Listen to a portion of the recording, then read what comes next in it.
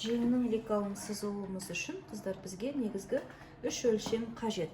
Қолдың жуан айналымы, қолдың жіңішке айналымы және қол ұзындығы.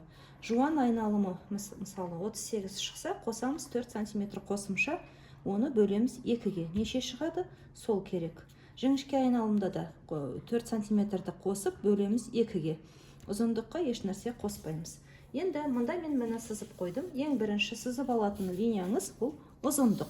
Мынау міне 63 см менде ұзындық. Ұзындықты сызып алғаннан кейін ең мына жоғарғы нүктеден төменге қарай 16 см түсірдім. Бұл мына қолтық тереңдігінің биіктігі немесе акат биіктігі дегеннің стандарт сантиметрі.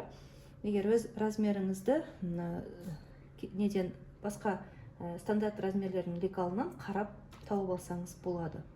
Немесе қай жағдайда 16 см болады, қай жағдайда аз болады, ол мына қолдың жуан айналымының мына жерде 4 см қосып 2-ге бөлгендегі шыққан сантиметріне байланысты өзгереді. Мысалы, менде егер немесе размермен айтсақ та болады. Мысалы, мен 48-50 болса, онда 16 см алсаңыз болады.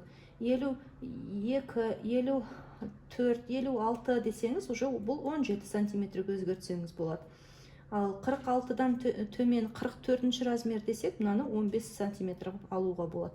Яғни, бұл жер 0,5-1 см өзгереді. Мына мен мынаның аралығы размерге байланысты. 63 см сызып алғаннан кейін 16 см нүкте қойдық та, осы нүктеден оңға және солға мына жерде қолдың жуан айналымын жуан айналымына 4 см қосып, оны 2-ге бөлгендегі, яғни немесе қосқанда қанша шықты? 42. Яғни мына өлшем, мына мен мынаның аралығы 42 болу керек. Немесе мына нүктеден бұлай қарай 21, бұлай қарай 21 см мен сызып алдым. Енді келесі өлшем бізге керек, ол мына жеңнің аузы. Мұнда да жеңнің мына қолдың айналымы қанша болады? Соған 4 см қосып, 2-ге бөлгендегі сантиметрді оңға әрі солға бөліп бересіз. Немесе мына жерде мысалы 24 қолдың жіңішке айналымы болса, оған 4 см қосқанда 28, яғни мына мен мынаның аралығы 28 см болу керек деген сөз. Сосын мынау жең доғасын жасауымыз үшін мына нүкте мен мына нүктенің арасын қосып алдық, мына нүкте мен мына нүктенің арасын қосып алдық. Енді осы қосқандағы линиямызды теңдей 4 бөлікке бөлеміз. Бірінші ортасын тауып, содан кейін оның ортасын тауып, бұлай теңдей 4 бөлікке бөлеміз. Не үшін? Ол жең доғасын шығару үшін. Жеңнің алды және артқы жағы, яғни алдыңғы бойға қарата тігілетін жағы немесе артқы бойға қарата тігілетін жағы деп бөлетініміз белгілі. Мынау алды.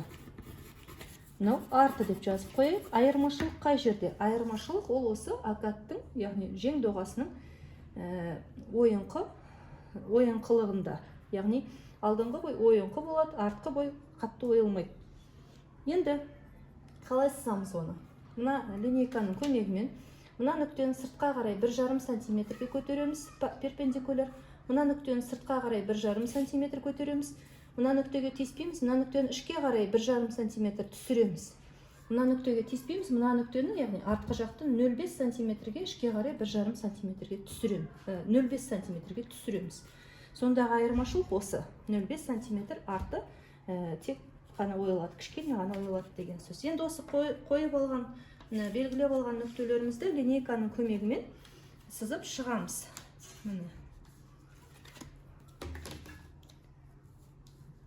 Мына нүктені мен қоспақшымын. Линейканың көмегімен.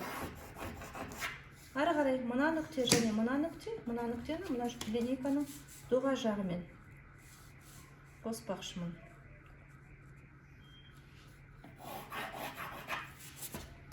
Міне бұлай. Мұнда да солай. Енді мына жер ойыққа болады. Не ойылады.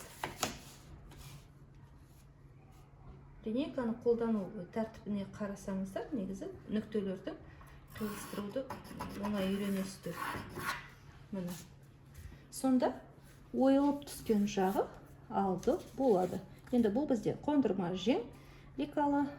Жеңде ешқандай басқа да қосымшалар жоқ, яғни фонарик қылатын немесе жеңнің аузын кеңітетін, жоғарғы жағына бүрме салатын онда ешқандай қосымша жоқ. Таза ешқандай қосымша фонариксіз, бүрмесіз жеңнің түрі.